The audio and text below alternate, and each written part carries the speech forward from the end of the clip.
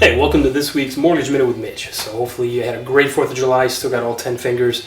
But what an odd week, just with the holiday falling on a Tuesday. And the bond market, which if you follow me, you know dictates what mortgage rates do, was really no exception. So let's take a look at some of the big movers from this week. So it starts with the Fed releasing their minutes from their June meeting. And a couple of the key takeaways. One, they do expect multiple more rate hikes. So they did pause and not hike rates in June, but it looks like that was short-lived, and we do expect to see multiple rate hikes going forward. Not only that, they do expect rates to stay higher longer. So not the news we wanted, and a couple other takeaways kind of contradict this. So one of them is they revised their GDP numbers for the remainder of this year lower.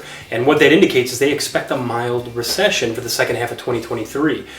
In addition, they did acknowledge that inflation is coming down, so they are seeing it. All the numbers are showing it. So the Fed is aware that their actions have reduced inflation and that will continue. So it seems to be at odds with, the action seems to be at odds with the interpretation. So we'll just have to see how the Fed reacts going forward. Now, the other big movers were the job reports. So the first report, remember there's always two that come out. The first one was the ADP report. Now, the target was 225,000. It actually blew it out of the water at 497,000 jobs added. Now, that's really odd because ADP has been very conservative, kind of the low end, and the Bureau of Labor Statistics report has been the one that's really exceeding things. Now, I'll get to the BLS report in a minute, but initial jobless claims came in at 248,000 for the week. Now, if you look at the 4-week average, it's above 250,000. So that means 250,000 people are filing for unemployment for the first time every single week. So where are these jobs being created? That is the question. Now, the BLS report came out and actually was below expectations at 209,000. But not only that, I've called them out multiple times with their revisions. So all year, the BLS report's been blowing away ADP and coming in way higher, but then a month or two later, they come back with these revisions. Well, here they are again. They revised April and May down by 110,000 jobs. That's not a small number.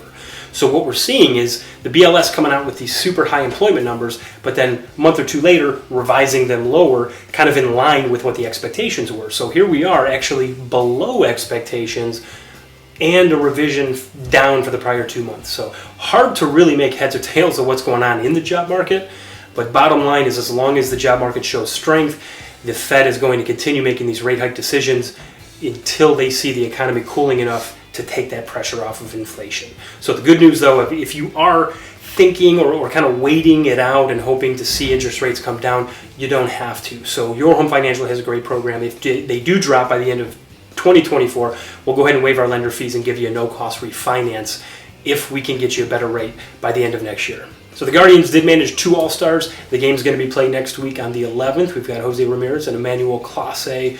And Cavs have been making some moves, kind of bolstering their roster. So we do say goodbye to Cedi, the last player from the 2016 championship roster. So best of luck to you. And if you have any mortgage questions, please do let me know. Would love to help you out. As always, thanks for watching, and we'll see you next week.